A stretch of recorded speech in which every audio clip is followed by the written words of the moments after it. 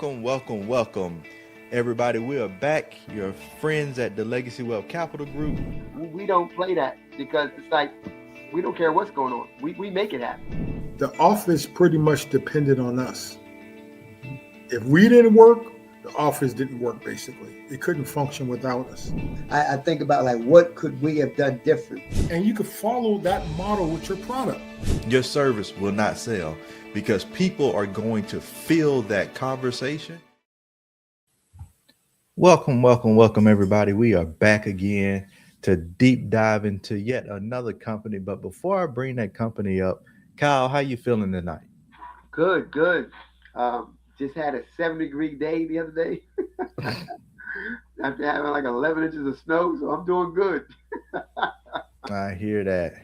Good. How about you? All is well on my end. I want to give you some of let's take a moment and let Tyrus get on a rant soapbox. Just real quick before we do the real business and get into the company. Let me get my notepad out. Okay. We all, and if you're listening, you're a business owner or prospective business owner, you may be an investor. And I just want to share, one of the things that I've begun to notice, and as you're coming in, feel free to comment, drop your comments in the chat. If you have questions, ask any questions as we go. I talk to business owners every single day. And what I've noticed after talking to a few today is I think a lot of our issue, whether it's I want to scale my business, whether I want to get some investors, whether I want to go to the bank and get a loan, there's a problem with being able to communicate effectively what your business is, what your business does in a succinct manner. Instead of just, because Kyle, here it is, I ask, okay, what is your current pain point? Now, in your mind, I know you're thinking, okay, what is the thing that's bothering me right now that I need to get past to move the business to the next step? It doesn't take 15 minutes to describe a pain point. And if it does, you're not really aware of your true pain point and what the root cause is. So I want every business owner listening, and even if you don't own a business and you're thinking about starting a business, or you have an idea, you have a dream, you have a goal, whatever it is that you want to do, I want you to do this. First step is get really clear about what you want to do. Really clear. Really sit with yourself and think about what is it that I want to do and what is the end goal that I'm trying to reach. Because when you talk to a person, especially an investor, when you network with someone, when you're in a room, in a meeting, in a group of people, there's no time for you to tell your life story. We've been hearing your elevator pitch. Give your elevator pitch forever. Yet people still don't give an elevator pitch. They want to tell the entire backstory. And what happens is people start tuning out. I was on a call today and the person was talking and they were talking and they were talking. And 10 minutes later, I'm like, I don't even really know what you do. I don't even know how I can engage. I don't even know how I can add value. And I'm just noticing that that's a huge problem in the marketplace, is that everybody wants something, everybody needs something, but we don't know how to accurately or succinctly convey that thing. What are your thoughts on that, Kyle? Yeah, one of the things that, when Sean and I, we talk to businesses and we have conversation with them, they always seem to want to tell the story. And what happens is they talk to us like we're a customer. So what they're actually doing is they're explaining their business to us and everything. I don't care what your business does. I don't care what your widget, your gadget, your service is. That's not why I'm there. I'm here to find out, does your business have sizzle? And if it does, can we get investors excited about putting into your business to help you grow it? But they think in order for me to basically, help them out, I need to know how they got started, the history, where it came from. I think that I don't need all that. It only takes a few minutes. If I can hear what you got, you're good to go. Can you operate it? Biggest thing, can you execute? If you can execute, I'm trying to find some funds for you. But that's it. So that's what I take from it. They talk to us like we're a consumer, not an investor. And my second part of that is, even if you wanted to talk to me as if I was a consumer, be able to articulate and explain it. Because when you're explaining, you're talking through something, you're supposed to know your business in and out. It's your business. It's your passion. It's the thing that you focus on every day. If you're stumbling across that information, it immediately triggers me and makes me think that I don't know if I want to work with you, because I don't know if you really know what you're doing, or really know what you want, or really know how to deploy the capital that you're telling us that you want to raise. I don't know if you're right, if you're the right person to lead the business. Right. And so we need to just take a few steps back. Get out of the, I want to get all these things done. I want to get AI in my business, because garbage in, garbage out. If you're not really clear, AI is not going to help you. It's going to destroy your business, because AI is still feeding on what you put into it. And so just take some steps back. Sit with your business and really, really map out and think about, what is my end goal? What is the exit strategy? Why am I doing this every day? And how do I articulate it in the fewest words that will captivate somebody and have them feel like I have sizzle in my business? The best of the best do this in as few words as possible. You don't win any trophies trying to outtalk everybody in a in a business meeting. Right. Right. Yeah. One of the things that I listened to, and I kind of heard about it. I was studying something, whatever, and it talks about um, how you listen more than you talk. And so I take that in the heat, especially when we're talking to businesses, or if I have somebody that's trying to explain something, listen more, because that person, if you're trying to get something from them, listen to what they're looking for, listen to what they're requiring from you, so that you can get investment dollars, instead of just trying to pitch your business and just basically just talk, talk, talk, talk, talk. Ask a couple questions. What do you look for when you have somebody invest into your business? What are some of the parameters that you require? And then when you listen, and they'll tell you, okay, this is what I look for, this is what I want. Okay, great. But like I was talking with somebody today about something, and they let me know, I'm like, hey, look, that's not a fit for me. Okay, great, good. You didn't save. I mean, you didn't waste a lot of my time, and I'm not wasting your time. All right, great. Let's move on to the next thing. Hey, but you might have something else. Call me. Let me know. All right, I'll do that. Thank you so much, and I appreciate that. Yeah, that's good. You're gonna like this one. You're gonna like this topic. You're gonna like this company. I want you guys to come on a journey with us, because every week we're gonna go through a company. We're gonna go through really big companies, and then we're gonna start talking about smaller companies too. Because I want everybody to clip this and share this part. We spend so much time listening to influencers because they make us feel a certain way. We feel excited.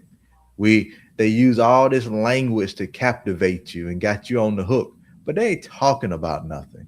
And they're not explaining to you or showing you how you can take your business from where it is today to a publicly traded company, or you can stay private and acquire other businesses.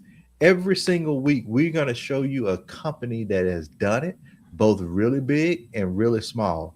And today, we're going to talk about Duolingo. How Duolingo went from a $3.3 million seed to a $5 billion plus public company. 9 rounds. I wish Sean was on here, because he loved to go through the series. He loved to go through all the rounds. But we're going to talk about the rounds of raising and how they had a successful IPO. And so, starting in the beginning, they raised 183.3 million across 9 rounds from 2011 to 2020. Some of you guys want to jump into business and think that is overnight. You want to hit, boom, I'm going from 0 to 100 over the next day. Influencers on social media will tell you yeah, you can just go and become $1 million business overnight. It's not true. If it were true, the SBA data wouldn't tell us that not many businesses hit $1 million. Very few hit $10 million in revenue. So if it was so easy and everybody was doing it, we would have more data to the fact. But even those companies who do make it across, they take time. None of these companies are overnight. They seem overnight just because of the way the media hypes up the IPO. And I'm going to go back to that, Kyle, because I want you to talk a little bit about how that whole overnight millionaire and billionaire really works. But it takes time. They did a successful IPO in 2021, priced at $102 a share. They opened up at $141. So they priced their initial offering at 102. That's where if you were able to get the pre-IPO and you got the alerts that it was going public, you would see that price at around $102 and you could buy at that time. But when it opens up and goes to the market, it immediately skyrocketed with the 141. So the people who bought at 102 made some money. But we know who made the real money. It was the people who bought way before it went public. And then it closed at $139. So there's always fluctuation in the market. They raised in that IPO $521 million at a $3.7 billion valuation. And so they grew from 2.4 billion private in just 8 months over that raise and that going public. They reached an all-time high of $544.93. Their current market cap is 5.5 billion, and they have a proven freemium model with path to profitability. So if you don't know what Duolingo is, it's basically a language app. Ed tech, education and technology. And you go on Duolingo, you pick the language, and it does voice. You can speak, you can read, you can do type. And now they actually kind of have video call. So you do a video call and you call like a bot and it talks to you and just does basic conversation.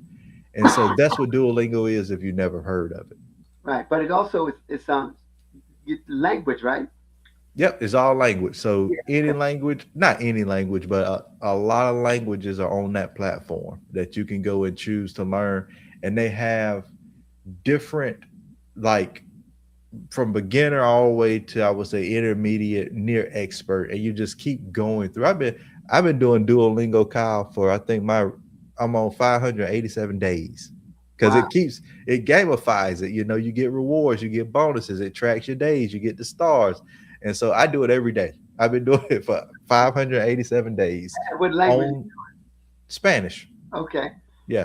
I used to have Greek and Hebrew on there when I was doing my theology studies, just to brush up on that when I was in Greek and Hebrew classes. But when I got done with that, I just really stopped because I'm like, I'm not trying to get fluent in Greek and Hebrew. I was trying to pass a class. So after I got through the class, I went back to Spanish. But when we're looking at, okay, the beginning, 2011, Luis von Ahn, CEO, MacArthur Fellow, inventor of reCAPTCHA. So a lot of times when we have founders who go on to what we see as successful, they were successful before. Right. And so they do a repeat because once you know the system of being once you break into the success and you create a system of success, you can repeat that success. And so reCAPTCHA was sold to Google in 2009, computer science professor at Carnegie Mellon. He's from Guatemala. And then Severin Hacker was CTO. He's a PhD student. Swiss computer scientist, led the technical development from day one. Before VC, they had a grant, 2 grants, and then academic research funding. So for all of you who love to go get grants, yes, there's a tool, time, and place to utilize grants in your business. But you shouldn't be trying to run your business off of grants, which is sometimes what we get trapped into doing. I need another grant. I need another grant.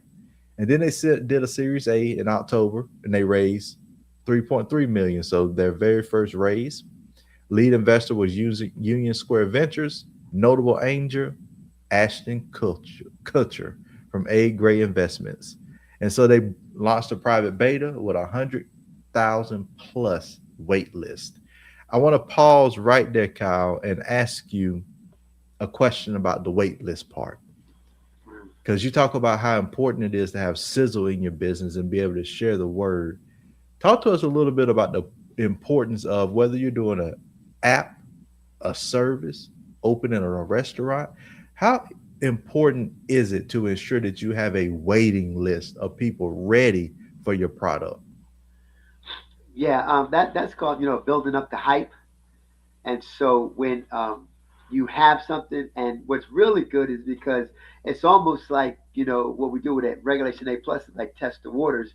You could see if people are going to be interested, if they're buying in, if they want to see what's going on. And so I can always tell that when you have people, okay, well, when you guys coming? When's it open it up? When can I get into it? When you feel that going on, you have that happening. Okay, you've got something. If you talk to somebody, they'll be like, well, I'll wait till you get a little further along. Then that means you probably got to do a little bit more research, got a little bit do more prototype, a little bit more getting it solved to where people can really understand it. Because this is the thing: if it's simple, if it's easy to understand, then people are going to move. When it's complicated, you confuse people. Confuse people do what? Don't buy. Right. So you want to make sure it's simple. You want to make sure it's comprehensible. And what you talked about earlier, you want to make sure you can basically break it down into a language where they can really make it simple. And they're like, I remember we were doing JMI and I was talking to people about it. They were like, wow. And I remember one time I was talking with a gentleman and I explained it to him. And he was like, I don't see how you think like that. He said, I don't see. And I was like, I mean, it's as plain as day. And to me, it was as plain as day. But to him, he wasn't seeing it. Now, I don't know why, but he wasn't seeing it. So I had to go back to the drawing board and I had to do because I had to dumb it down to make sure everybody could get it. Because if everybody couldn't get it, if one person doesn't see it, that means there could be other people that don't see it. And if that happens, you're going to slow up that process of making sure you get that speed going. You got to get that speed, you got to get that momentum. And once you get that momentum ramped up, boom, you should be off to the races. Yeah. And I was talking to a lady today about right now, the way her business works is they take orders online, but then they go out to marketplaces and you can pick it up. You can come to the office, pick it up, but she wants to do a delivery.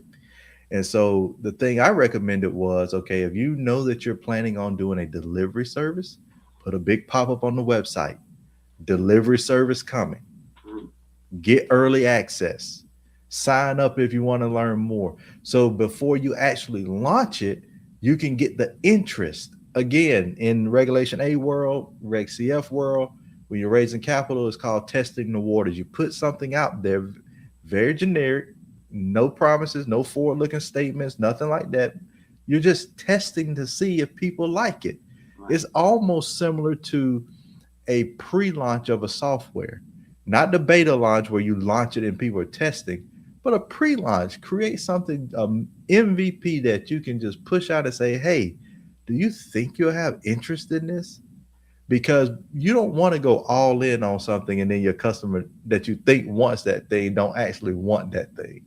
Now you spent all this time, energy, effort, and money, and you're nowhere. And that creates a feeling of defeat. And then you don't want to do it again. You think it failed, but it didn't really fail. It's just you didn't take enough time to ensure that this is what the marketplace wanted. And so when they launched the private beta, 100,000 people were already waiting. For me, and just hearing that, I'm thinking, if I can show $100,000 or 100,000 people wait lists, I can go and tell investors that, hey, we got something. Right. We need a little bit of your money to put some gas on it, but we have something. This isn't like we're going to just come out here and hope people use it. We have people waiting for it. Yeah. I want to talk about the journey. Now, don't get hung up on all of what you see here. I want to talk about the journey of going from Series A to Series H and how each one of these raises is another step in the business. They got 3.3, then they went to 15 million, 20 million, 45 million, 25 million, 30 million, 10 million, 35 million. They're raising real money, Yeah. real capital. And the important thing about that is you want to know exactly what you're going to do with that capital. Because every time you raise money like this, you have to have your use of proceeds. What are we doing with this money? Where do we want to put it? How does it, again, support the vision of where we want our business to go? Many of us can't even fathom being in this type of journey over 9 years because we still trying to figure out what we doing the next day to pay the next bill to move forward an inch. Right. You gotta have a more long-term strategic mindset about your business. And then you can start to look at these raises because I guarantee you, just like how we planned ours out, they didn't wake up and say, you know what, October 2011, let's go raise some money. Right. Oh, it's August 2012. Let's raise some money in September. No, they mapped this journey out year after year after year. Now, did they know exactly how much money they wanted to raise? Probably not. But what they did was they matched it to, okay, this is what we can develop. These are the things that we learn. Here's who we need to hire. Here's more development that we need to do. Let's go raise the capital to do that. And the investor that talked to us that time, Kyle, gave us that great insight of don't just raise for the next month, Right. raise for the next year, the Right. next 2 years, the next 3 years. Raise enough money to do what you need to do in the business to really move. That's why when you have an Elon Musk raising capital, he's raising billions of dollars.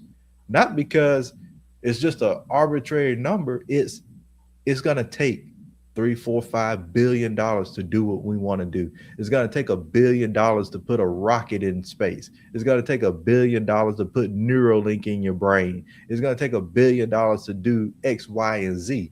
So he goes out and raises that capital. What you got, Kyle? No, it's funny. It just makes me think about the first business that that I sold, and I remember this is when, and I know you guys, I'm giving up my age right now. But this is when the websites first came out and things like that, and my partner and I, we created a business, and what we were doing is now this is before HGH was what it is right now, but I wanted to find a product that was hot, and so basically, but it was HGH, and so what we did was we had I had a deal with a company where I could get basically the bottles of it. So I was like, how can we put something together and make this really, really exciting? And again, this is what you're talking about. Think about it. Think about what you're doing. Think about your process. Think about putting together, your game plan so that you can really, blow your business up.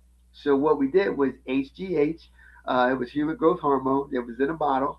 I had a buddy of mine that played for the Denver Broncos. Matter of fact, he's one of the three amigos.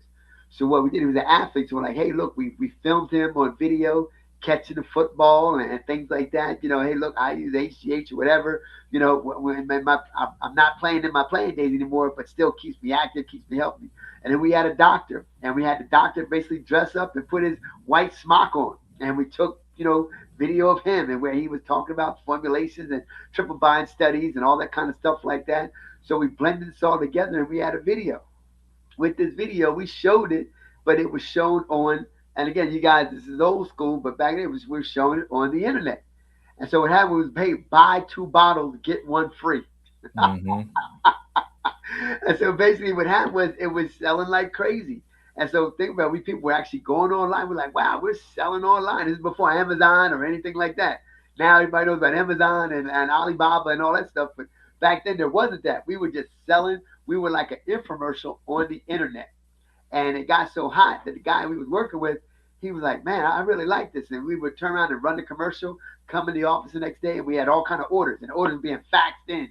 And they were, buy Wow. 2 bottles, get one free. So he was like, hey, man, I like this. So he came back, my partner and I, he was like, look, you know what, I'll buy this off you. And we looked at each other and we're like, we just started. What are you talking about? But it was moving so quick that he ended up buying. So it was my first, basically my first sale of my business. I was so happy. I love it. Started the bug. when you think about business, and for the listener who's thinking about business, or maybe you're in your business, take off your operator hat.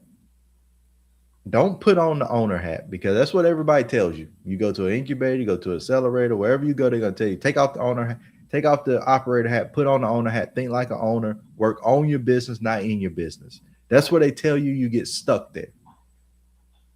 Take off those hats and put on an investor hat. Right. Because when you put on an investor hat, you start looking at the business as what it should be looked at, which is an asset in your portfolio. Too many of you are looking at the business as your baby, the Yeah. thing that you got to nurture and care for. And that's what creates the limitations. Well, nobody can run my business like me. Nobody's going to care. All of these things that you're constantly told are really the things that are keeping you stuck, because you're not letting the business blossom and grow and have other people take the reins and run it to where it can really, really scale. All because you're thinking like an owner, like everybody's telling you, but you're not thinking like an investor who's looking at a business as an asset. What do you do with non-performing assets? You either cut them or revamp them. How do you, this will help with everything, Kyle. How do I make a decision? How do I know this? How do I know that? Does it give you a return on investment? If you spend $10,000 in marketing, can you map out the investment return you're going to get on those dollars? If you hire this person, can you map out what return you're going to get? Do you know how much revenue that employee should be bringing in for you? These are things that investors think about when they look at your business and they dissect your business and they ask you for your business plan. To Kyle's point, they're not really thinking about what does it do? How does it do it? Why does it do it? Why do you care about it? Yeah, your story goes into it a little bit, because investors want to see that there's a founder who has grit, tenacity, and that has, I would say, staying power. I'm gonna come back to that staying power. Keep staying power in the back of your mind. As I'm looking at business plans, I'm trying to figure out, do you understand what it takes to execute these plans? And how do you get the return on what you're going to have to invest in order to make those plans work? Now, let's go back to staying power real quick. If you're not willing to have a down season in your business, get out of business today. I notice so many business owners, when they start to try new things, because you got to do something new in order to go further than where you are. Now, yes, you can keep your core components there, but in order to elevate, you got to add something. Something has to change. I know so many business owners that change things, and then when that thing comes back or they have a regression in sales, they try to change everything again. They don't know what to fix. They want to fire everybody. They want to change this. Everything's wrong because they don't have true staying power in business. Your business is going to go through ebbs and flows. This is what it is. Richard Branson is famous for saying, if you want to make $1 million, you got to lose 100,000. If you want to make 10 million, you got to lose 1 million. If you want to make 100 million, you got to lose 10 million. Now, we're not saying you're out there just throwing the money away. You are actually testing, trying, innovating, moving forward. And all of that requires some level of commitment and capital. So you want to make sure you have staying power in the business. Kyle, you want to add anything before we move on? Yeah, that it just reminds me of matter of fact, it was funny. I was talking about this the other day. When we were running our phone company, uh, we actually came up with an idea. We thought it was brilliant. And so what we did, we're like, man, now remember, this is not a phone company like a cellular phone company or anything like that. We were a telephone company. But what we did was we put a kiosk in the mall. Now remember, this is not AT&T or why back then there was Singular and all this kind of stuff like that, Sprint or whatever. But we were a phone company, a CLEC, a competitive local exchange carrier. So we had a kiosk right in the middle, and we had a young lady that was working there. And basically, we thought, hey, people are going to walk up and just sign up for our phone service. You know Yeah. what I mean? And just do that. And so what happened? We're like, at the end of the day, okay, how many people get signed up today? Nobody. I'm like, what? Like, well, huh? Well, okay. Next, well, how many people get signed up today? We're like, well, what kind of gimmicks can we have? What, can we give away, cotton candy or whatever? Something like that. Give away ices or whatever. Get people to come over to the booth. But whatever, and we lost on that one. We had to take an L. We had to pay for the space. We had to pay for the booth, and we had to pay for the employee that was there that we weren't getting any sales. So yeah, sometimes you got to take an L. Yeah. Yeah, they say the best lesson is a bought lesson. When you buy those lessons, and I honestly, again, that it goes back to staying power, because some of the experience and knowledge I have now, I wouldn't have if I didn't take those hard lessons and learn those lessons. And I even can identify now, and it's easy, but I can give the advice to somebody that I hear is new in something and they're a little shaky on it. I'm like, no, don't do that on your own. Go talk to somebody who is doing what you want to do, because you're about to buy some lessons and you don't have to. Right. And I know that because I bought those lessons and I learned that. And when I hear you talking about it, you don't really know what you're talking about. So go find somebody. Yeah. Again, the funding journey, 9 rounds over 9 years, 183.3 million raised. And so they did have some investment from top tier venture capital firms, top names. If you can get to a certain level, you will start to attract VC interest. And so those firms will see what you're doing. They see that, hey, such and such is moving, Duolingo is moving. It makes your pitch a little bit easier because you're going in, you're not begging for money, you're not trying to convince, you're showing them that, hey, we have something that's working. Do you want to be a part of it? The conversation is totally different when you're up and moving. So they were able to bring along some of these blue chip investors. Valuation journey. I don't even know where, yes, I don't even know where I heard it from, Kyle, but it's something I wanted to put in our business because we're talking to businesses every day. Companies don't know how to value themselves. They have no sense of what valuation really means for their business. And that's okay. It's a learning thing. So what I want to do, Kyle, I was thinking about when I heard it, actually, yeah. Guy was like, they have a software that will value the company based on some inputs you put in it, and then a M&A valuation guy will look at it and just validate it. So it's a low cost way to get a valuation for your business.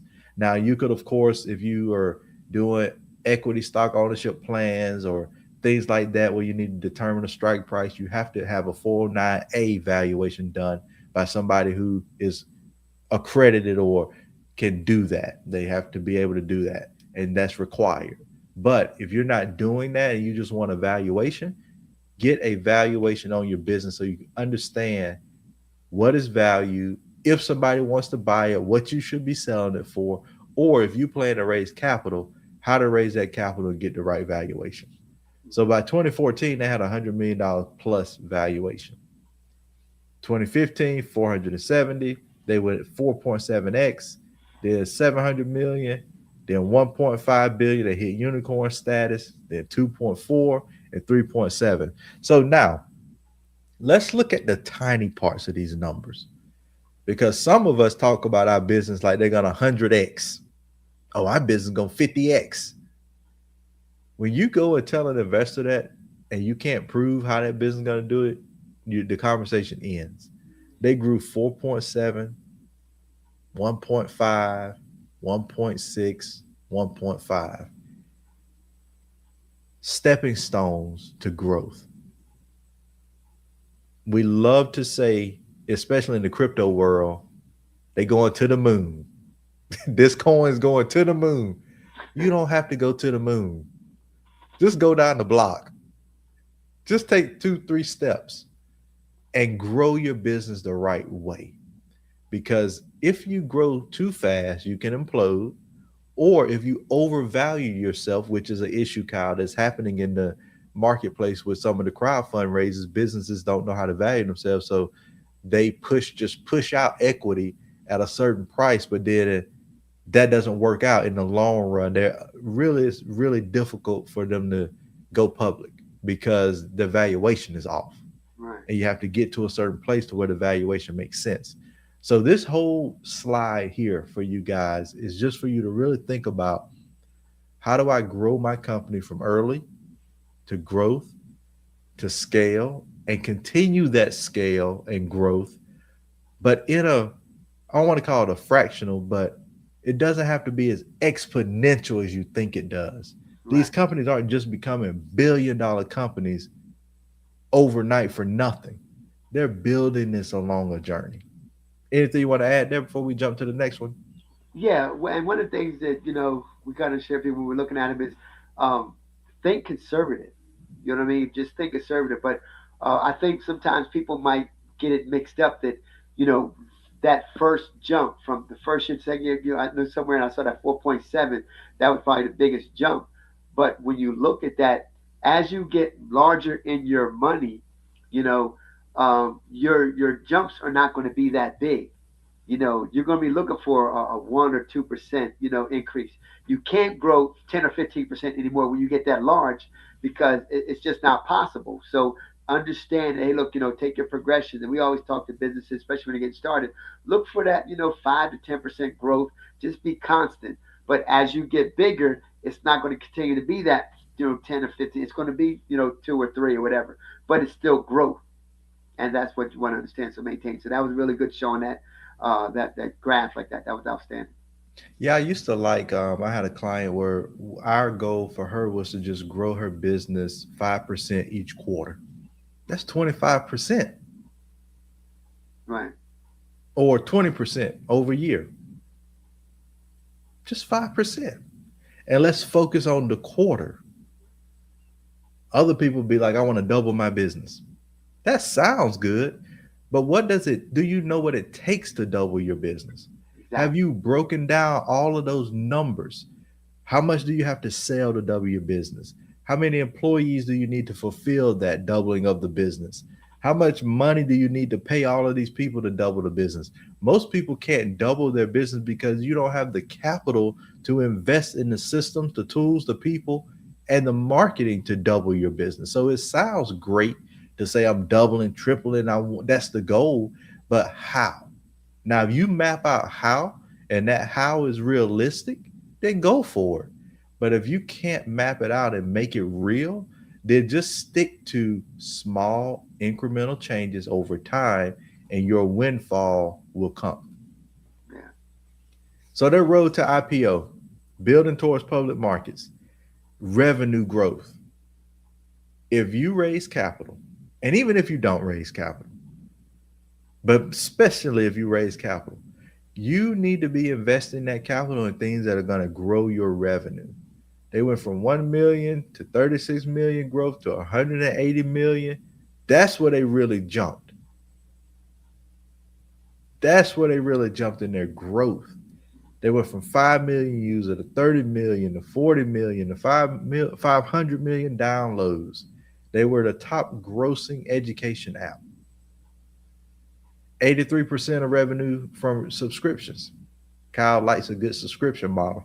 He like a good Netflix subscription model. There you go. There you go. Residual income. 2 to 3% conversion to premium. 1 million paid subscribers by 2020. They proved a freemium model at scale, so free with some value, and then you upgrade. They had 9 times more searches than Learn Spanish. Duolingo English test at 2,000 plus institutions. So they went institutional. When you start cornering the market, you start getting into places. Institutions start using your stuff. 40 languages offered, global brand recognition. Think about this for your business. As you build your road to whatever, your road might be to IPO. Your road might be to acquire other companies. Your road might be to be a regionally large business. Your road might be to be global. Your road might be to be national. Whatever your road is, here are the 4 points that you need to focus on in those roads, on the way on that path. Revenue growth, validating your business model, making sure that you're growing your user base. And if it's not users, your client base, your customer base, whatever is for you in your industry. And then taking whatever market that you're going after, market position, meaning that you become embedded in that market. Your name is synonymous with that market. Walmart's name is synonymous with Southern, big box, lower income areas. Dollar General, synonymous. You know, if you say Dollar General, you know exactly where they are. Right. Right. That, that's the way you become a market leader. Your name, your brand is synonymous with a specific market, and you are the go-to. Now, some companies, they become global, and then their name is known everywhere. Nike, global brand. You just have to make the determination of what's right for you. IPO day, going public on NASDAQ. So their ticker symbol, you can go look it up. If you ever want to find what a company is, of course, you can search by their full name, but they all have a ticker symbol when they go public. So DUOL on NASDAQ, they offer 5.1 million shares. IPO price was $102. Opening price was 141.40. And on the first day, they closed at 139. Now, I wasn't able, Kyle, to find what those initial, what that 3.3 million, that seed round, what they paid for that round. Mm-hmm. But we know that it wasn't anywhere near $102. We Right. know that. Oh yeah. just Oh yeah. just from the nature of it. But guess what? Because you went through the process, you know that there was something else. You know that those initial guys that got in, those initial investors, basically you know that it wasn't that. That's when you understand where the real money is made. And we're gonna talk about that just a little bit, because the money wasn't made right here. What some money was made. Let's say that some money was made right here. Some people made some money. There were some other people that made a whole lot of money. Whole lot of money. A whole lot of money. Why?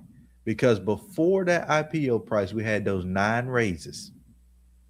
Every time they raised capital in those 9 raises, that price for the shares that people were buying when it was private wasn't $102. People could have, and I don't know, you can go look for it. It may be out there somewhere. Search it, Google it, find it. Some people may have bought those shares at $5 a share. Some people may have gotten in at $3 a share. Even if you got in at $10 a share and you bought you 1,000 of them, imagine selling your 1,000 shares at $102 when you bought them for $10. Well, let's look at this. All while you've been saying this and talking about it, Tyrus, I'm saying to myself, I remember hearing about this years ago. Now, I don't think it was 9 years ago. So that just goes to show that they've been doing it for a long time. But, it's always good to know your competition. So as I kept saying to myself, now, why do I know this? Because my wife was messing with Duolingo. And as she was doing lingo, because she was basically doing this probably about maybe 4 or 5 years ago, she was dealing with that to learn Spanish. But however, she talked about how she liked it, how it was simple, how it was easy. But one of the things that I kept saying to myself was, well, hold on, wait a minute, because that's not the company that I remember if you wanted to learn Spanish back then. I remember a company called Rosetta Stone. Rosetta Stone. So that's the one that I remember. And I'm like, so wow. So here it is, looking at what Duolingo did and where they came from. When you first popped it up, I was like, hold up, where do I know this from? Duolingo. I know this. And it's coming to me now that my wife was learning Spanish with this. But this was not the main one. It was Rosetta Stone. So you're correct. Think about what they did and how they did it. That's wonderful. Because again, if they did this, against Rosetta Stone, That's remarkable. And I'm actually looking really quick to see Rosetta Stone still selling. I don't see that they're a public company. Rosetta Stone publicly And traded. that's where the stuff that I'm thinking about. Like, what's the competition doing? Every time we talk and we train with Capital Raise Academy, we always let people know there's always going to be three. There's going to be three: McDonald's, Burger King, and what's the other one? If you think any other burger joint, KFC, Popeyes, and what Bojangles. Mm-hmm. 7-Eleven, AM, PM, Circle K, Shell. Mobile and Gulf, whatever, or Exxon. There's always three. You know what I mean? So when there's three, ABC, NBC, CBS, you know, um, you always have three. There's always three of them out there. And there'll be others, but there'll be three top ones. And so I'm sure there's another one. I can't think of it right now, but I know Rosetta Stone. I know now Duolingo, and there's probably another one that's out there too. At least. Babel is another one. Okay, So Rosetta Stone was public, and then they were bought by a company and taken back private. Okay. Yeah. But that's the one I remember.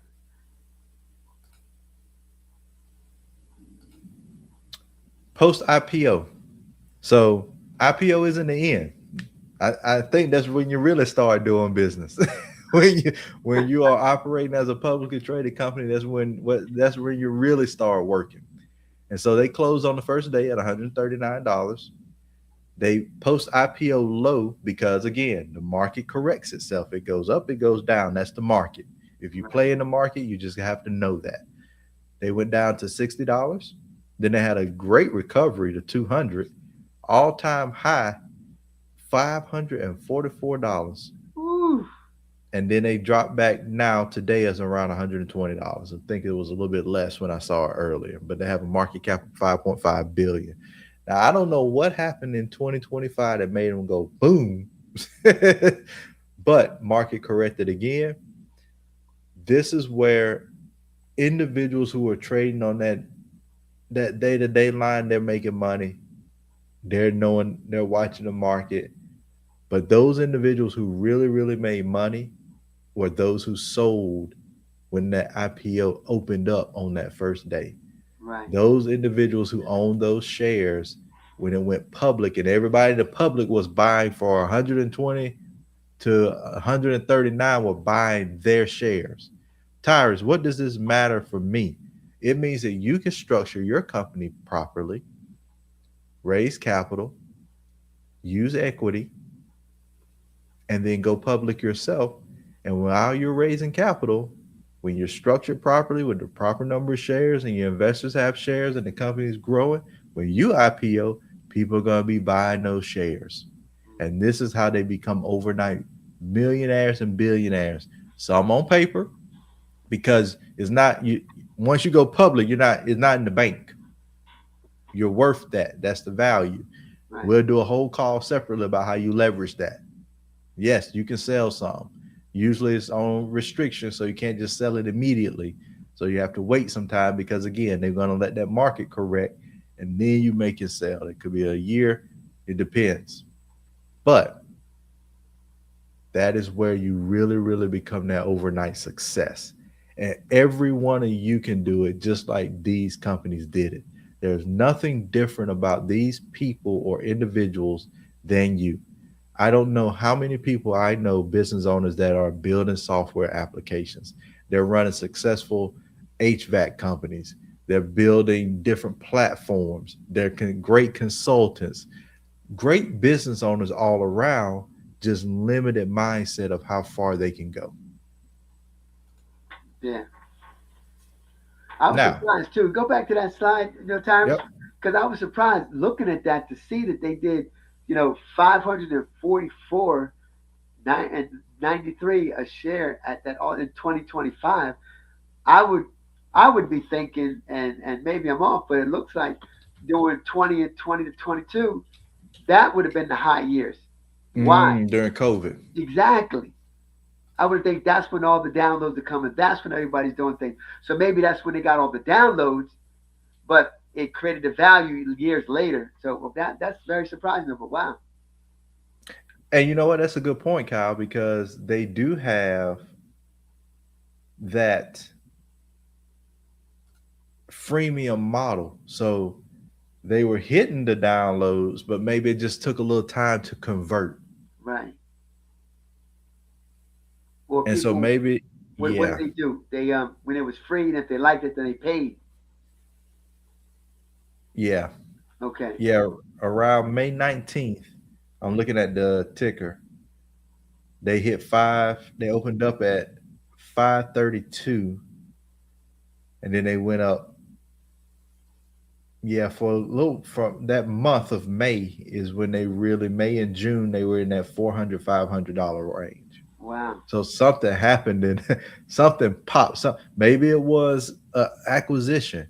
Maybe it was a press release of a new. I don't know what it was. Maybe we'll do some deeper research. But yeah, it could be a lot of things that pushed them to go so high, and then they kind of just went back and the market corrected, and now they're at where they at. right, right, yeah, yeah. But that's what I was thinking during that time. But yeah, but good job. Use of proceeds. We talk about this. This is what you need to know for every level of capital raising that you do, from the start to the end. What are you doing with the money? Right, This is something that gets publicly filed, so your investors know. So when you see these people going to jail, I just saw a pastor, and I know he ain't raising money; it's different.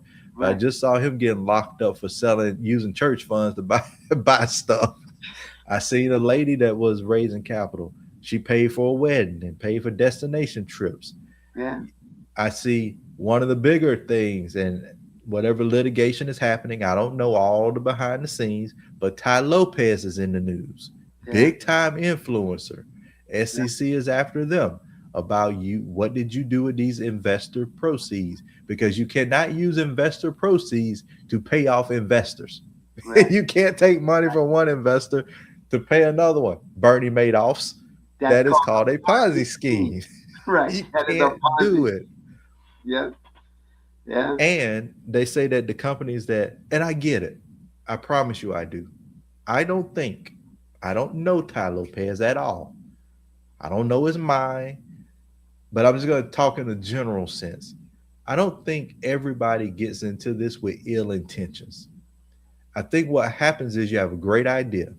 Oh, we're going to go buy these big box stores that are going out of business. We're going to take them online and bring them back. That's a lot of work. And you're raising a lot of money to do it. And that has sizzle. And people believe in that. So they put money into that. But when you get a whole lot of money come really fast, they say money just shows who you really are. more of Now, I what don't you know who he is. just more of what you are. I mean, it's true. I'll give you a first-hand experience. I mean, I've experienced it. You know what I mean? I went through that. And basically, what happens is, um, think about it. When we put our company together, and we would, and we get started, and I was just coming out of, having an apartment, and all of a sudden, next thing start raising capital, funds are coming in, and now you're not, how many people living from month to month? You know what I mean? Paycheck to paycheck. Well, guess what? 100%. When the funds start coming in or whatever, you no longer living from paycheck to paycheck. Guess what? You living pretty good. You know what I mean? All of a sudden, I started putting on weight. I was eating better. You know what I mean? It was like we wasn't sitting up there going to the bargain meals. You know what I mean? It wasn't getting those, basically those meal deals. We were okay. And so what happens is, basically next thing you know, all of a sudden, stuff starts coming in. You're like, oh man, I can go get that watch. Um, yeah, let me go get that Rolly. All right, I'll put it on the card. I mean, the company card. Let me, you know what? All right, yeah, I know I should, take it easy and just, get that Lincoln. But you know what? Let me go get that Lamborghini. You know what I mean? Because you thinking like it's not, you know, like it's your money. It's not investor dollars. And and the thing that always kept me sane was like, Kyle, look, yeah, this is a lot of money. I mean, these things are great, but guess what? This is not your money. All right, grow the company. My biggest thing is what I always thought about is like, man, you know what? Those people that invested in me at 45 cents or whatever, I gotta make sure I get that up to $5, $6, $7, $8, and that was always in the back of my mind. If you're taking that money and you're doing other things with it, you're not putting it towards a business. You're not putting systems in place. You're not basically scaling. You're not hiring the right people. You're not basically getting the right equipment. You know what? You are headed for my favorite television show. American greed. I was too pretty to go to jail.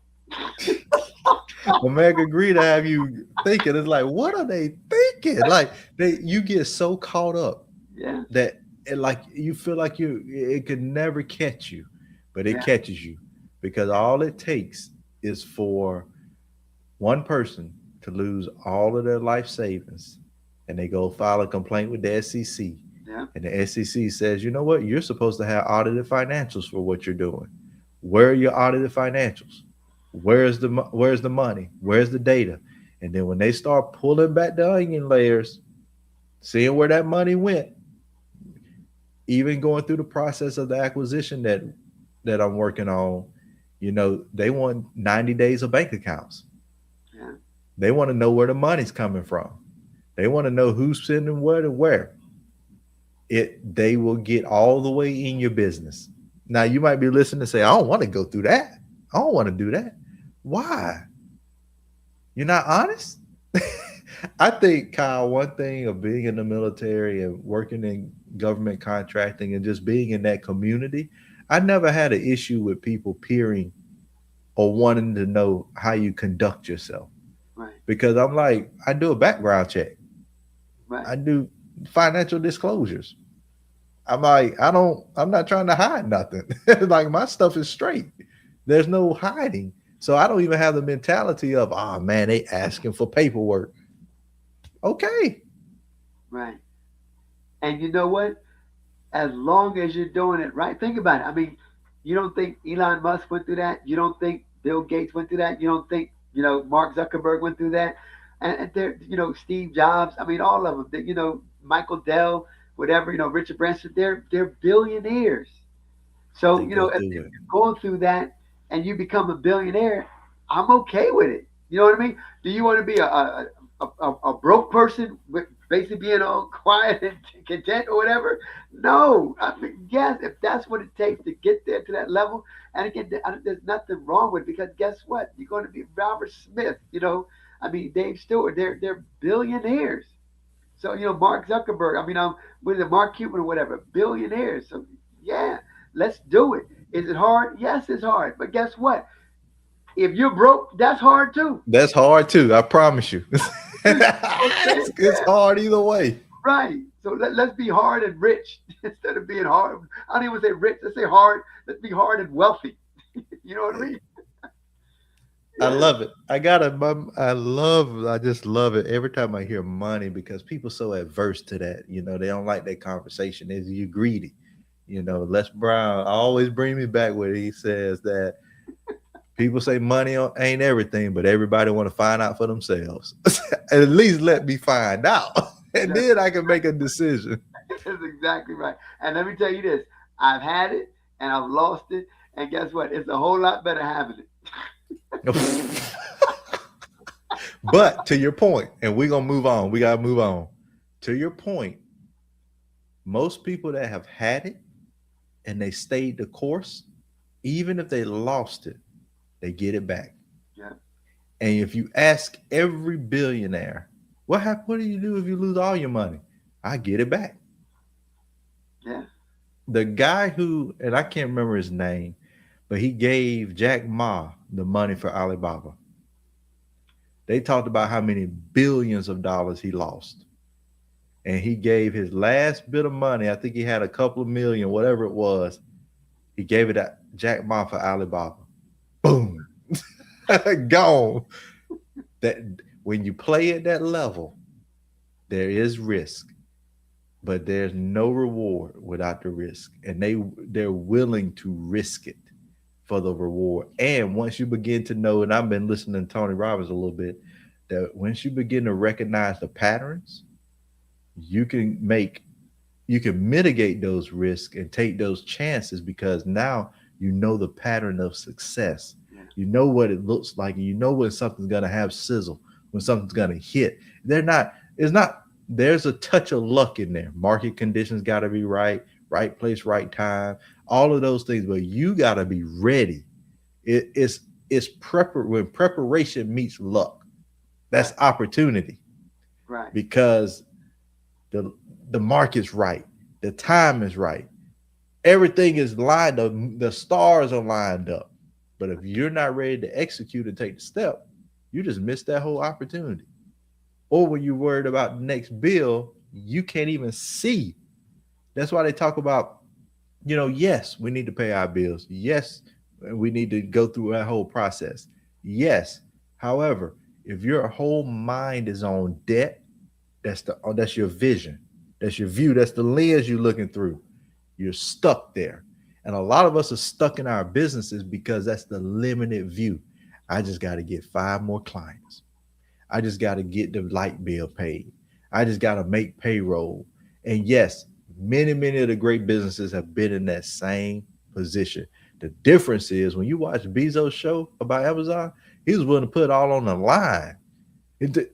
I got everything into this. I'm putting it all on the line, and then it just happens. Right. And it doesn't just happen.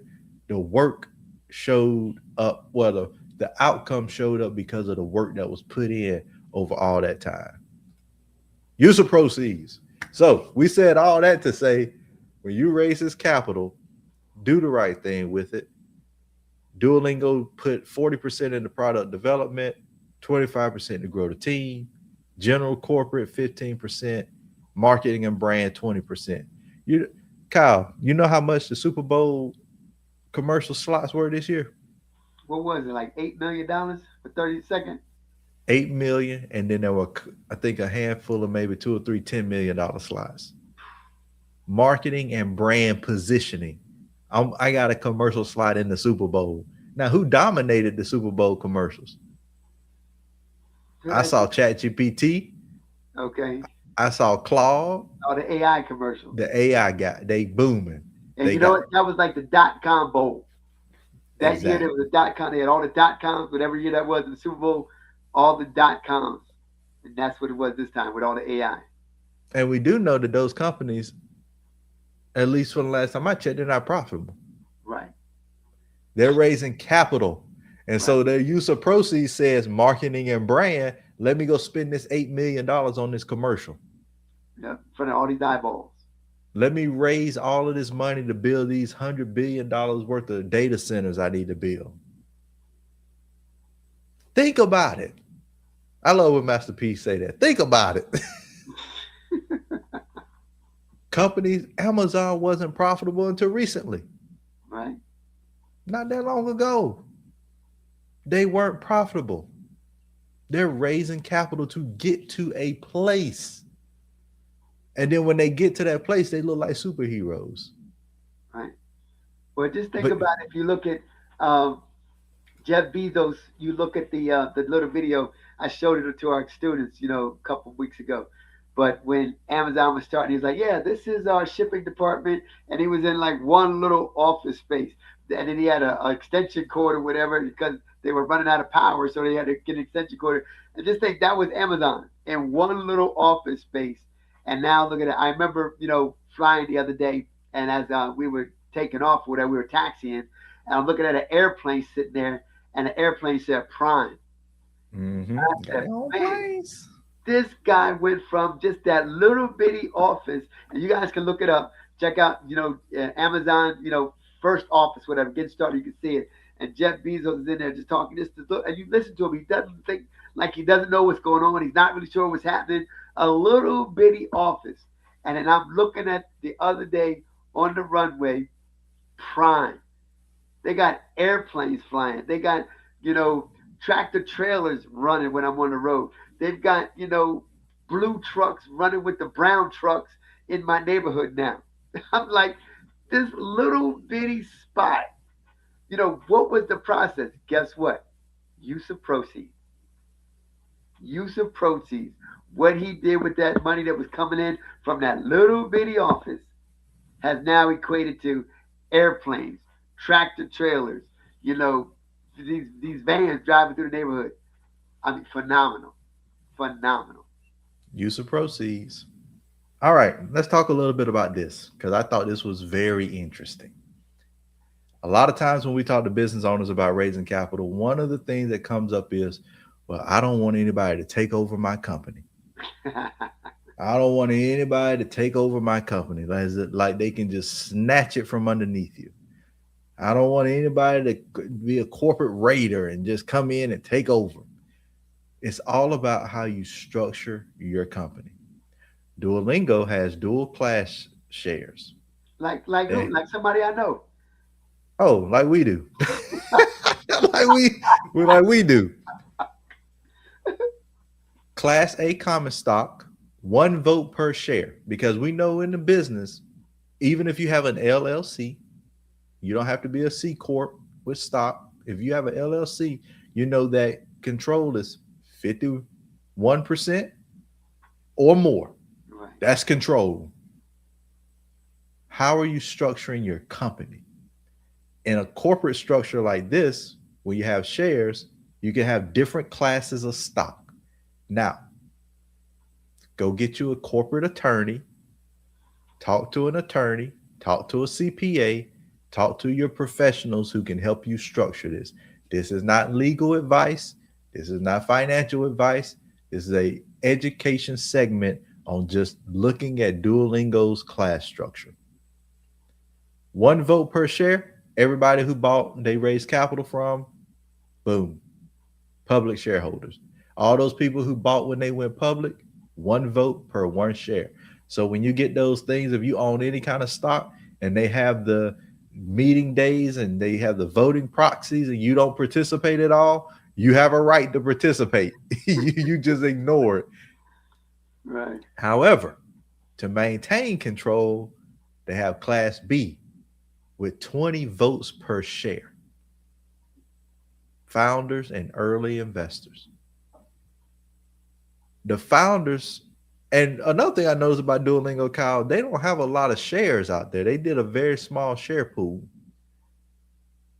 But the founders still retain strategic control. 97%. Now, when we look at, and they say, well, Mark Zuckerberg only owned 13% of Facebook or whatever it is, 20% of Facebook.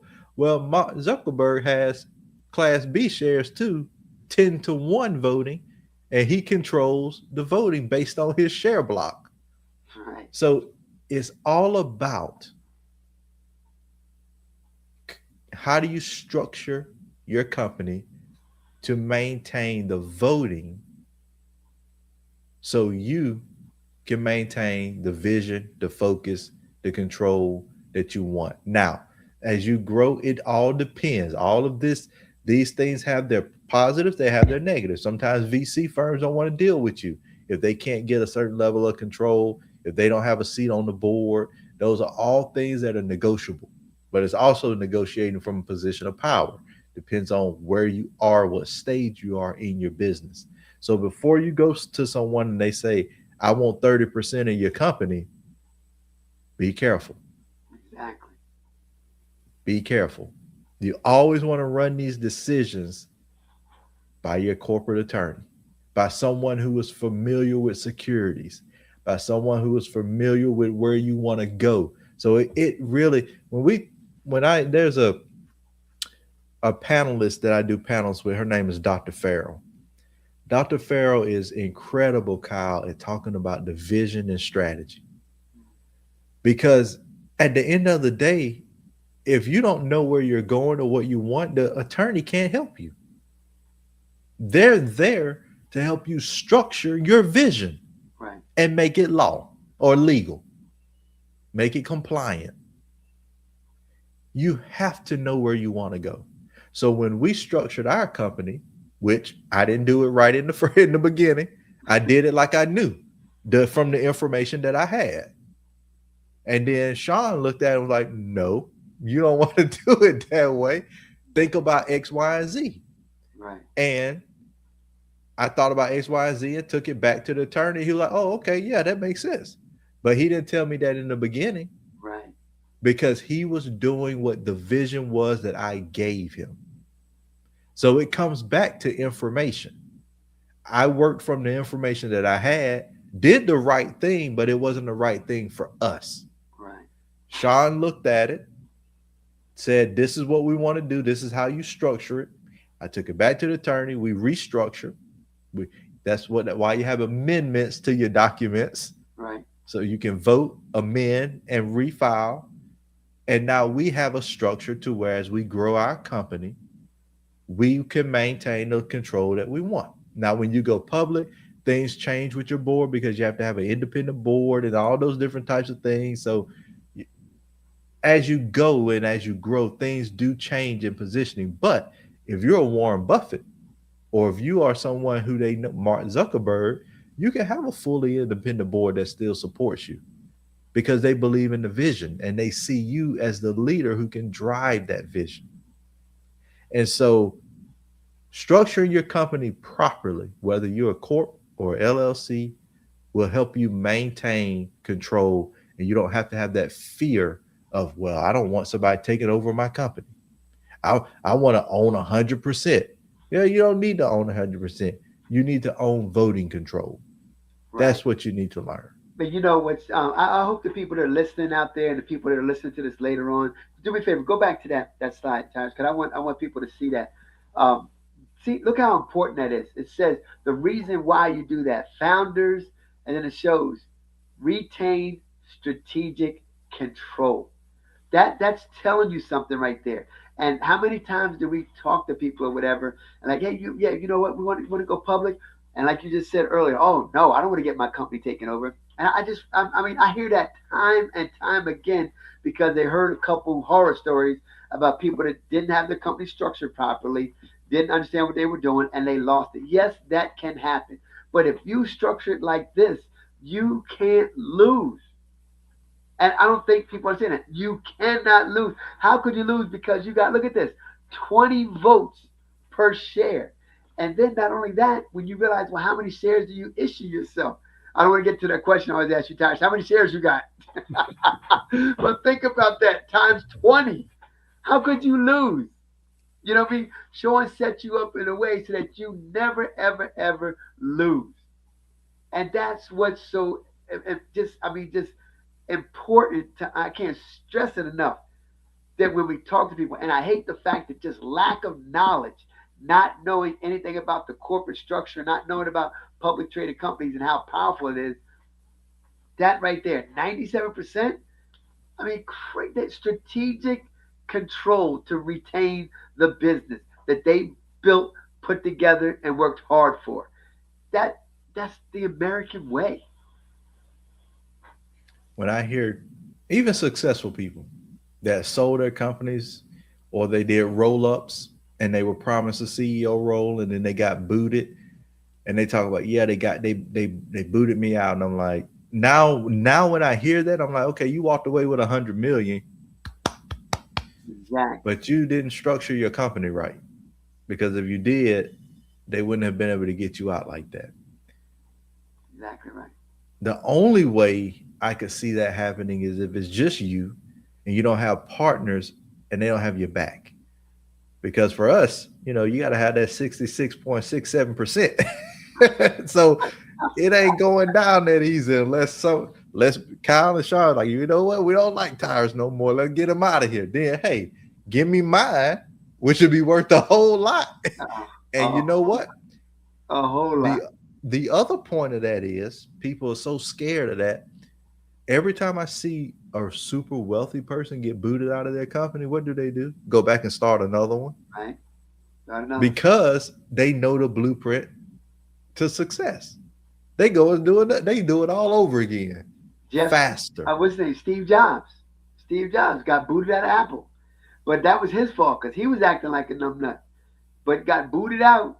And then guess what happened? Turned around. He created, a lot of people don't realize he created Next. Created another company. Right when he left Apple, created another company, Next. But then he ended up getting back with Apple and just took it to the next whole new level and blew it out the water. Yeah, when Apple realized that we need him. Yeah. It sounds good that I don't care.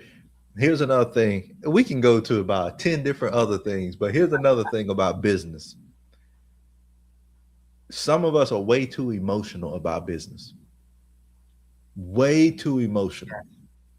Business, yes, there are some emotions. Emotions can run high. But at the end of the day, it's business. And it don't matter if you like them, don't like them. You do business. I'm reading The House of Morgan. Great book. You should go, people should go read about the House of Morgan, about the Gentleman's Banker's Code. They didn't have to like you to do business. They'll do business with you and not like you, but they ain't gonna hang out with you. And I think that's the problem a lot of us in business face today. We want to be business and buddies. Right. We want to be business and friends. Well, I can't work with you if I can't hang out with you. That's the mentality.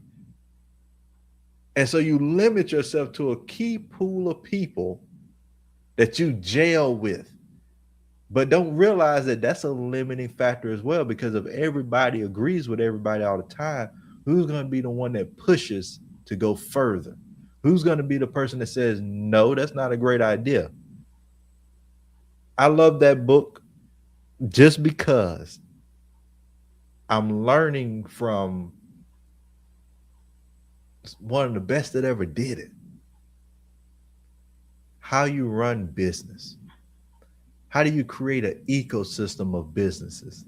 And yes, everything they did wasn't as nice as what we would like. They lived in the big trust world. They were creating monopolies. They were getting you out of there. And they were really ruthless about how they did it. But when you look at the principles that they had, the dedication, the courage, the fight, you can't help but to see, no wonder why they were successful. Right. Yes, JP had some money from his dad. Yes, they came through some lineage of some financial background, but there are others like Rockefeller. Like these guys came from nothing and saw something and took it to a whole different playing field. And then got in competition with each other. It's like, oh, I'm going to be the richest man in the world. And then got in competition when you just made all the money that you could make. I'm going to give the most money away before I die. The March of Dimes. That competition was through and through. We've lost a little bit of that competition today. Yeah. We've lost a little bit of that drive today. And so when the rubber meets the road, we go backwards instead of grinding through it. Let me get back on this thing. I've been talked all night. I ain't staying up all night. Key takeaways. We're at the end.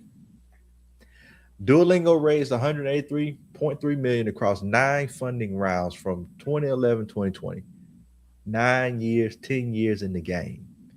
They got backed by top tier VCs. They achieved unicorn status, reaching a $2.4 billion valuation. They had a successful IPO. When you IPO, you do that initial public offering, you do that because you want to raise more capital for a reason. You can do a direct listing and go to the public markets without raising capital. That's a possibility. There's more than one way to get to the public markets. This is why it's important for you to study and to learn. Yeah.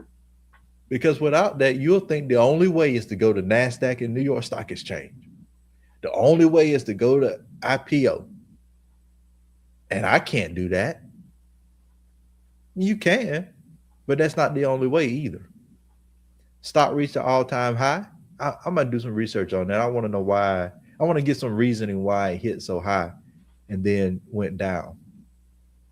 And then they did a dual class structure to preserve founder control, enabling long-term mission focus while assessing public capital for growth.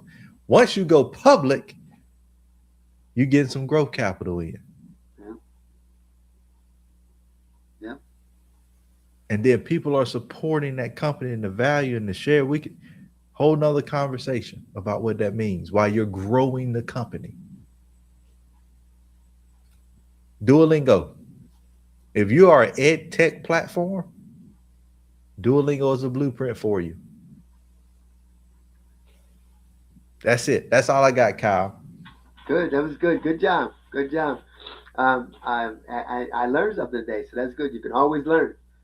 So yeah, watching them go to, I didn't know that they were basically a unicorn company. I just knew that my wife was doing it. She said it was easy. She enjoyed it. So yes, that's outstanding. Good job. Good job. And and there are more and more and more companies like this. And you can study the ones who went public and lost their public status. You can study the ones who are what we call micro cap, very, very small companies who go public. They don't get all the hype that the big companies do, but they're still doing really well. And so you could be a company that does really well as a micro cap company. All micro cap companies aren't penny stocks. That's another thing I hear from these online guru stock people. You don't want to invest in penny stocks.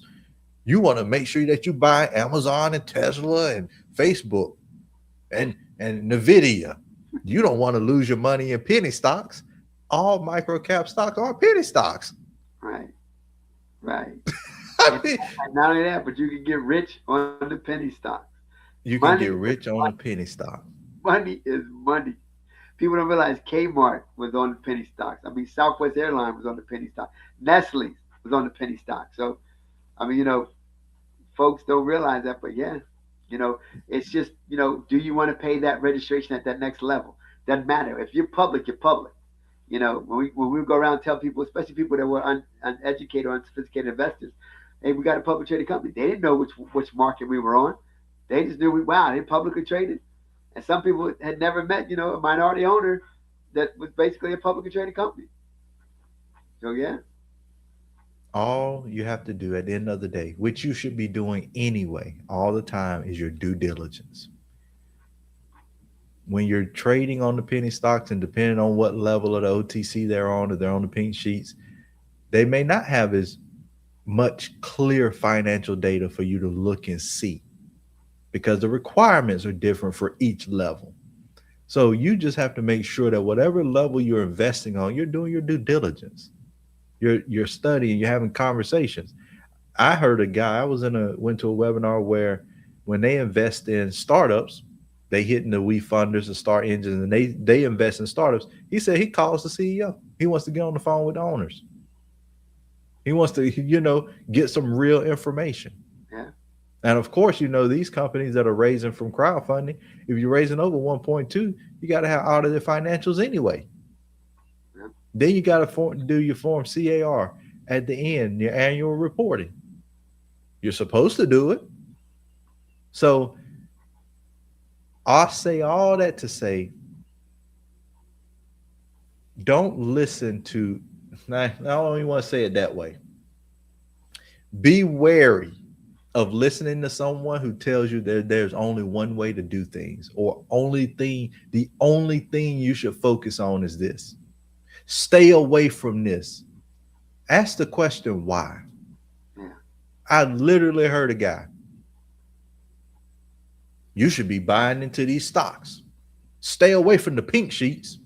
Why? Why? Because they require more due diligence? Okay. Why? Oh, crowdfunding is dangerous. Why? Can't even answer the question. Just knee-jerk reaction to how they feel about something because they don't know enough about it. Exactly. And instead of saying, you know what, I'm not sure, go out and learn a little bit and just be careful. Instead of saying that, they just cut it off.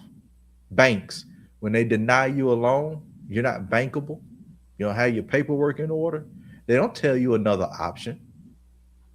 You just can't get a loan from them. When you get a credit card or you try to get a corporate credit card or business credit card that's not on your personal guarantee from your credit and you get denied, they don't write you a letter and say, hey, you know what, we denied you for this card, but maybe you should try to go do this to get yourself to. They don't tell you. It's not their business model. And the same thing goes with these gurus who tell you, do this, do that, don't do this. When I talk about companies going public, the first thing people want to tell me, every company shouldn't go public. Why? Exactly. Exactly. Every company shouldn't be public. Why? What is the reasoning behind that? Because pretty much every industry we see has a publicly traded company in that industry. All the big brands that we know are publicly traded companies. How are we any different? So, all that to say this, and we get into the end, we're winding up. I want you guys to go to webinar.capitalraisingacademy.com. I want you to watch that video that talks about different ways to raise capital, how Kyle and Sean took their first company public, and to give you some insights into our plans of the future of taking our company, Legacy Wealth Capital Group, public. And I just want you to take away, if someone tells you something and they're not giving you a range of options, it's okay to be something first. I think, Kyle, it's fair to say we're capital raising first. Oh, yeah. We're capital raising first. We're going public first mentality. Capital raise, go public. But that doesn't mean when we have a conversation and hear your situation, we might not say, hey, you know what? Maybe you need to acquire some company, stay private for a little while. Maybe you need to go get a loan. Maybe a bank loan fits you in that situation right now. Maybe a credit card could fit you if you have the right plan to use that credit card. Options. But most people won't give you options. They're only going to give you their way. Oh, you got to go to a bank and get a credit card and set your corporation up at X, Y, and Z. What about the business? I'm done, Kyle. I can get on soapbox about that. Go to webinar.capitalraising.com, capitalraisingacademy.com. Watch it. It's about 30 minutes, 45 minutes. Give you more deeper insights into what we're talking about here. Keep following us. I don't know what the company is going to be for next week. I'll figure that out. You'll get an announcement like you did this week if you follow us. Follow us on all our social channels. All you got to do is go and look at Legacy Wealth Capital Group, YouTube, Facebook, LinkedIn, Instagram, all over the place. Follow us. Get this information so you can at least be able to make a decision with all the information and not just pieces of it. Kyle, I'll let you talk and close us out. I'll just say, you know, what you just kind of went through with that is just really, it's the fear of the unknown. People, you know, fear what they don't know. So rather than saying, like you said, well, I'm not sure, I don't have a reason, they'll just tell you, don't do this or don't do that. And one of the things that I always like to go back to, especially when you're talking about, you know, the public market or whatever, I always ask them, you know, have you taken a company public? And then after asking that, well, no. Well, do you know somebody that's taking a company public? And I get another no. So a lot of times people don't even know somebody that's taking a company public. They don't know why. They're telling them don't go public.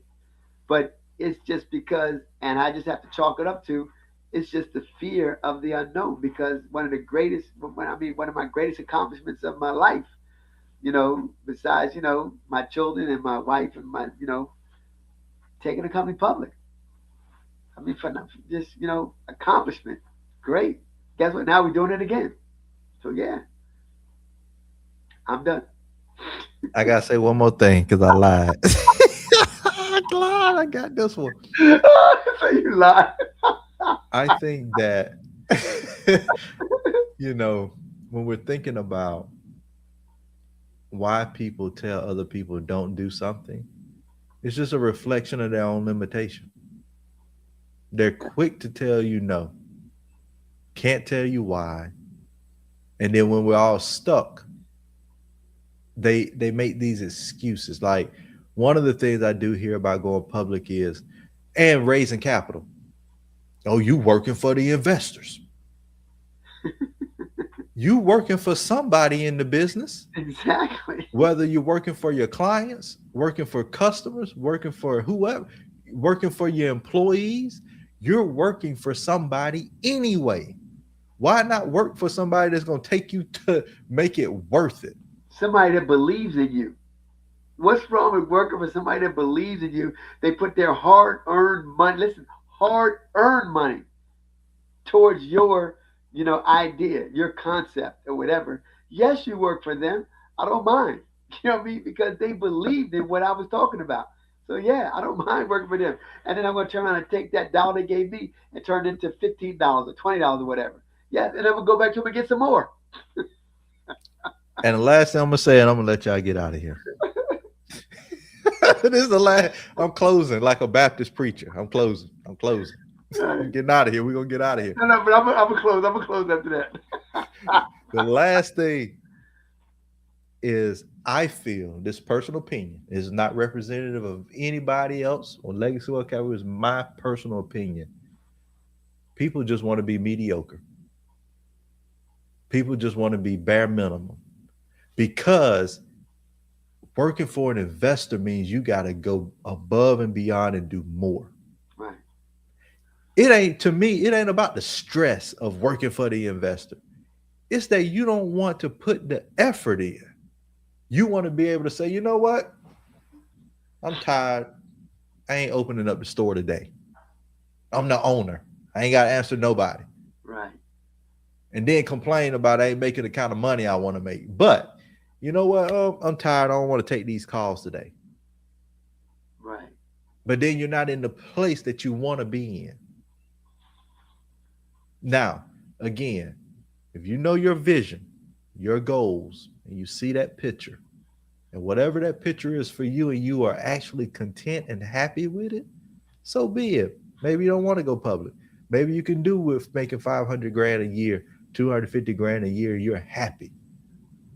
But majority of business owners I talk to, they're not satisfied with where they are. And they're not willing to do the things that are necessary to get to where they want to go. And then the first sign that somebody tells them, well, you shouldn't do that anyway. They're like, oh, validation. It just helped me. No, it validated the insecurity that was in you, and you gave up. Right. That's what happened. Right. And and I'm gonna end it on this, Tyrus. I'm gonna end it on this. Who was that? What they say? That's Sadiq. I missed that. Great episode. Oh, thank you. I want to end it on this. You know what, Tyrus? You know what was so funny when I would talk to businesses, whatever. I talk to folks that, they said, oh yeah, well I'm in business school, or whatever. And we talked about, IPOs, and we talked about, the NASDAQ and the stock exchange and the OTC. And I'm like, okay, great. And this is why I'm so proud of you. I'm so proud of you, my brother, because I used to ask people, is the person who's teaching the class, have they ever taken a company public? How is somebody teaching you about the stock market? How is somebody teaching you about the OTC? How is somebody, it looked like you're thinking about saying something else. How is somebody teaching you about the NASDAQ? And they've never done it themselves. What are they talking about? What are they related to? I don't comprehend that. And so when I sit up there and talk to people, I said, we took a company public, right? We know what we're talking about. Now, we don't have all the answers, but at least we did it. And when people are sitting in class, learning from somebody, taking a test, and they didn't even, the person that's teaching the course has never even taken a company public, and they're teaching it. You are literally teaching it, but guess what? You've gone through the motions. You know what it's like. You've experienced it. And that's why I'm so proud of you, because you're not just out there like these gurus on there, whatever, saying this and that, and they've never done it. And if they did do it, you would know, because it'd be a whole different conversation they'd be having. And I'm watching them. Some of them are coming, and they coming up, and then they're correcting themselves. Oh, I can't say this online no more. My attorney said, yeah, you should have been talked to an attorney. But I'm glad you got it straight before somebody said something, and then now your whole platform is blowed up because you didn't go get that legal advice when you were supposed to. So I can say a whole lot more. I got about 10 things. You know why we had to get off that tour because we could not be out there getting filmed. We're like, what? What do you? No, no, no. Uh-uh. They real picky. They real picky about what you say. They Exactly. just waiting. The SEC sits behind in the back like, I'm just waiting for you. Take your notes, jot it down. Yeah. All right, good people. Good We're job. going to get out of here. We're going to let y'all go. We appreciate y'all for joining us. For everybody that tapped in, make sure you like it, share it, tell people about it. Our goal is, again, to help business owners really, really understand that you can go public, you can acquire companies, you can scale further than you ever dreamed, you can raise capital from investors, you can do all the things that the billion-dollar companies do. And our goal is to bring the information to you in a way that will help those things come true for you while we're doing it ourselves on our journey. So we're not just teaching you from theory, we're teaching you from experience. So have a great one, guys. We'll see you next week. Thank you so much. Bye bye now.